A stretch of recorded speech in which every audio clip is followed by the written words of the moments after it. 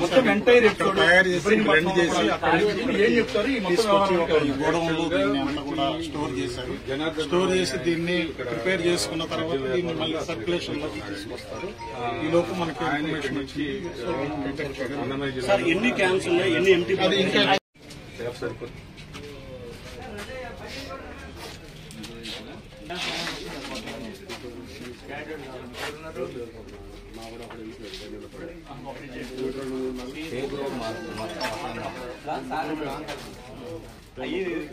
Brand wise అంటే open చేసి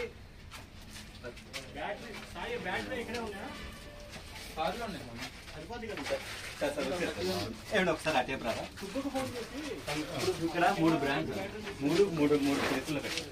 దీని ఓపెన్ లాట్స్ ఒక్కొక్కటి దాన్ని ఓపెన్ అక్కడ పెట్టి అదే కింద పక్కన కొద్దిగా తీసి చూస్తే మీకు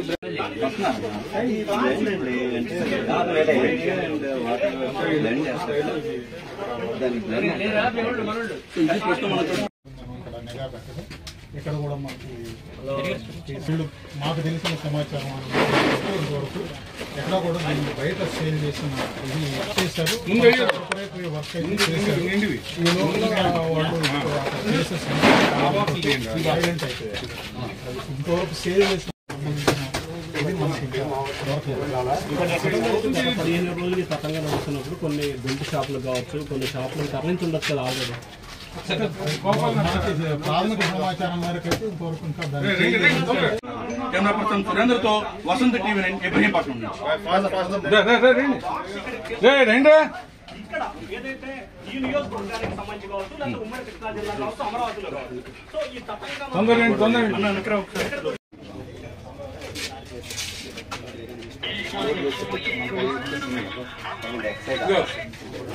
ఇప్పుడు మన వాళ్ళందరినీ పెట్టి చూసి బ్రాండ్ వైజ్ మనకి ఈజీగా బ్రాండ్ వైజ్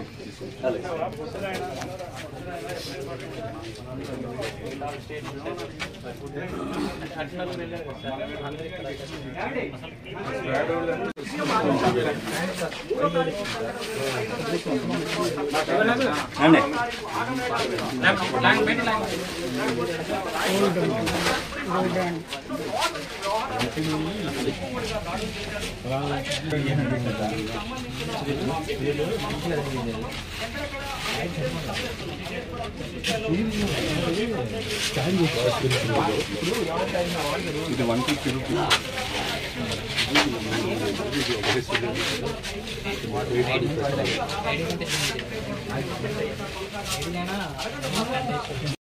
కూడా ఇక్కడ ఏర్పాటు చేశారు. నకిలీ మద్యం మొత్తాన్ని కూడా ఇబ్రహీంపట్నం కేంద్రం తయారు చేస్తున్నారు.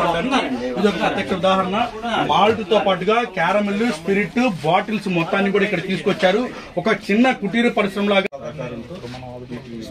జగన్మోహన్ రావుని ఆయన్ని ప్లస్ ఈ ఒరిజినల్ లైసెన్సీ అతను విదేశాల్లో ఉన్నట్టుగా తెలుస్తా ఉంది. అతను వచ్చిన తర్వాత దాన్ని వీళ్ళందరినీ విచారించిన తర్వాత దీన్ని ఇంకా అక్కడ దీనికి లింక్స్ ఉన్నాయి, వాటన్నిటి ఎస్టాబ్లిష్ చేసి వాళ్ళందరినీ లేబుల్స్. సో అది అక్కడ మనం పైన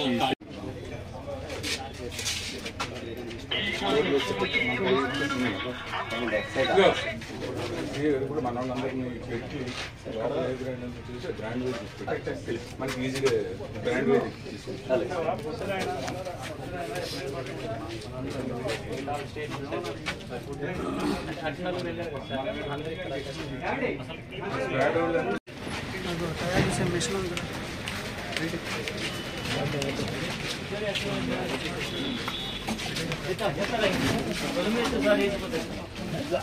కావాలి మీరు కొంచెం అడ్డు తప్పుకోవాలండి.